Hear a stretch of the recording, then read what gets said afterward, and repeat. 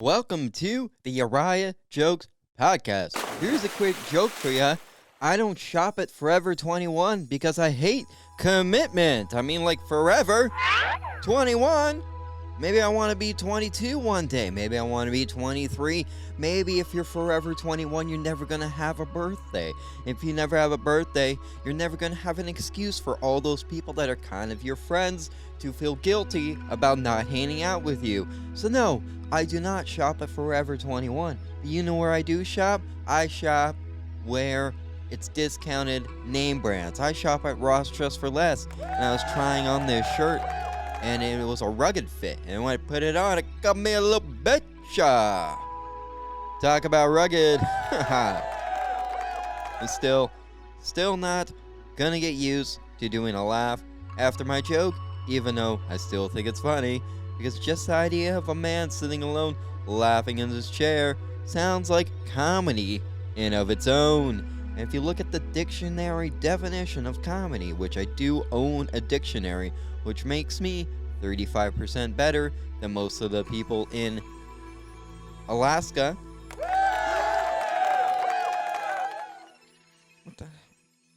Don't really know what I'm going there, but I also, in my spare time, I don't just like talk to myself who other people listen to it as if I'm talking to them real time. I also write joke reviews on Yelp. Previous podcasts ago, I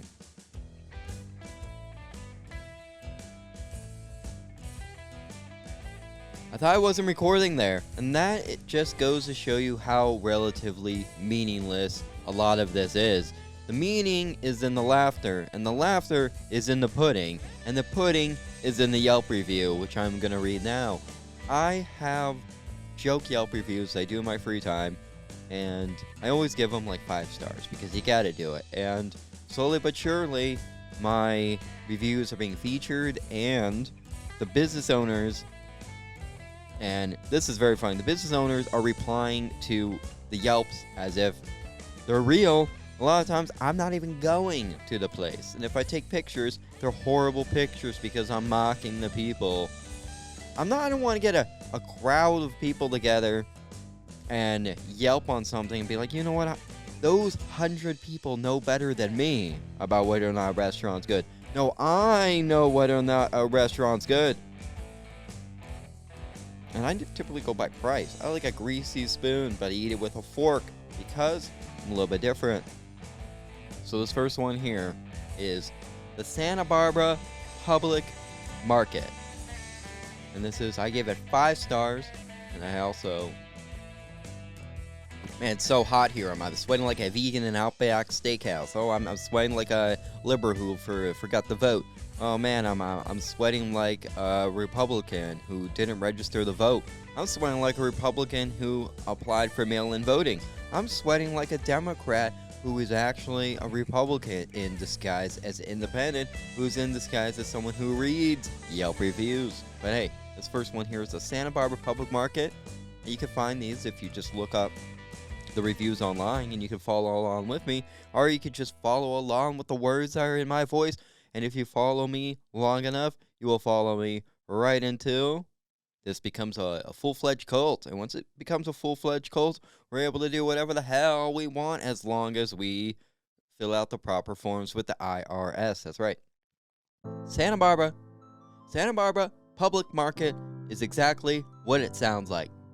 Its location is in Santa Barbara. It's public. The strangers I was making eye contact with while slurping some ramen can vouch for that. It's also a market. Beer, ice cream, and pizza. That sounds like a market to me.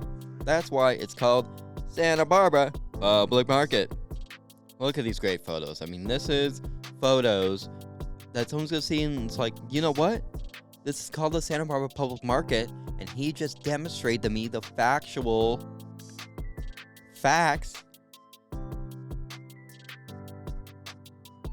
in a serious but yet playful tone that this is something I should try. Here we go. This one I was in LA. It's the La Mille Coffee Silver Lake. I stumbled upon this And by stumbled, I mean I literally fell off my bird scooter right in front of this place. Luckily, the only person that saw me was myself and the entire line of 15 in front of me. I took my place in line, much to the laughter and dismay of the people around me. "I'm okay," I said. No one replied. I decided that I was just going to get a latte. They said $7.05, making this now the most expensive latte I ever had. I handed the cashier cash, and she said, I put a little tongue twister in here. Or you're just seeing my basic reading skills out loud. Not very good. I handed the cashier cash, and she said, "They only take debit and credit card."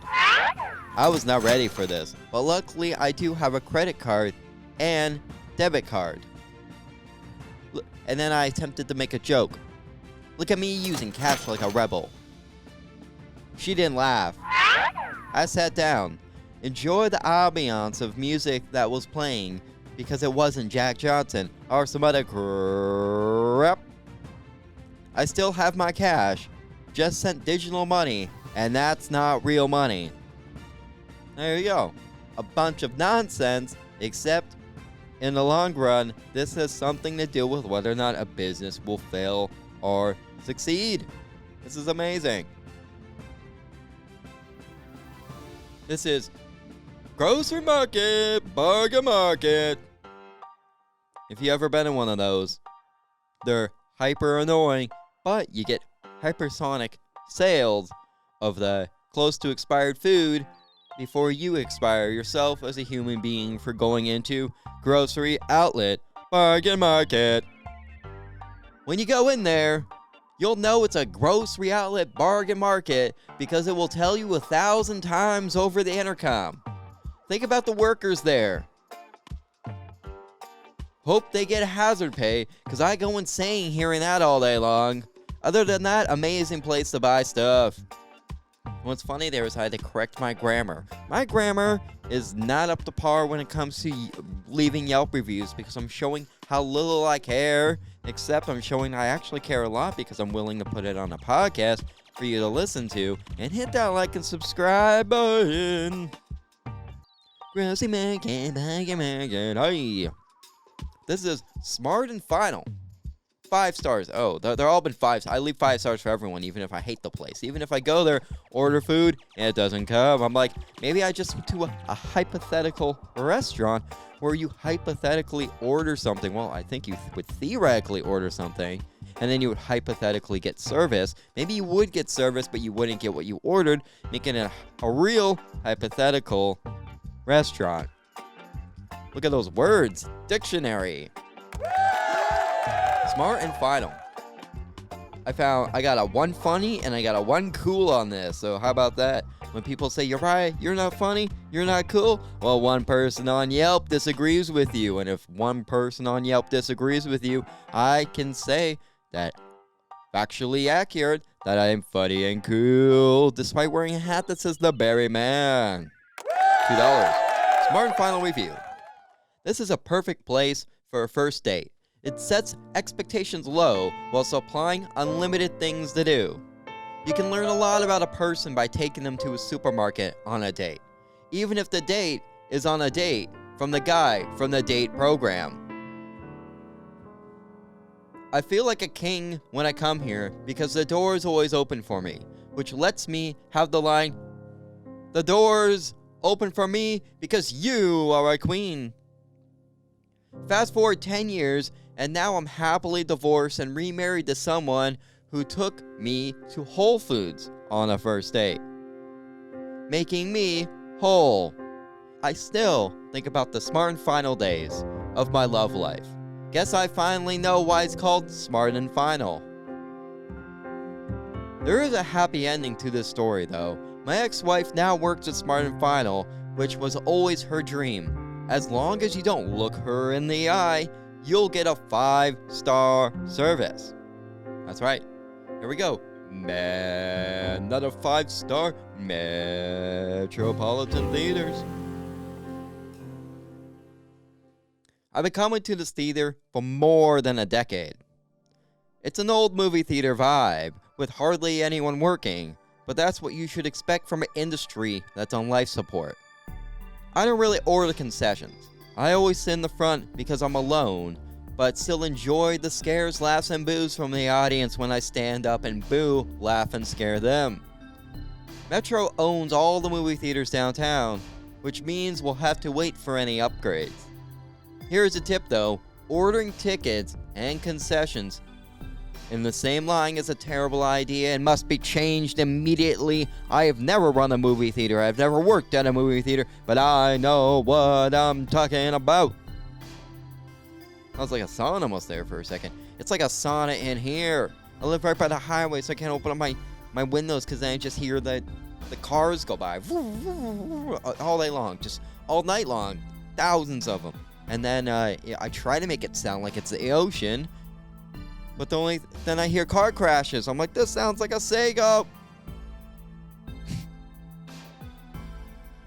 The reserved seating is stupid and unnecessary. Get rid of it. This is a small town, so what if I'm sitting in your seat?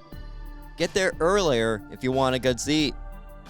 I'll give this place 4 stars, but I was gonna give it 6 stars for just being open. I miss the MoviePass days. How about thumbs up if you use MoviePass? Like, this is Kahe Coffee. What's great about this place is there's no right way to say Kahe, because it's not a real word. At this place, you'll never be wrong, which makes it a real place to get in an argument with anyone. Except the barista, they're always right. Never disrespect the person making your coffee, because they will take that caffeine out of the coffee and make it a decaf.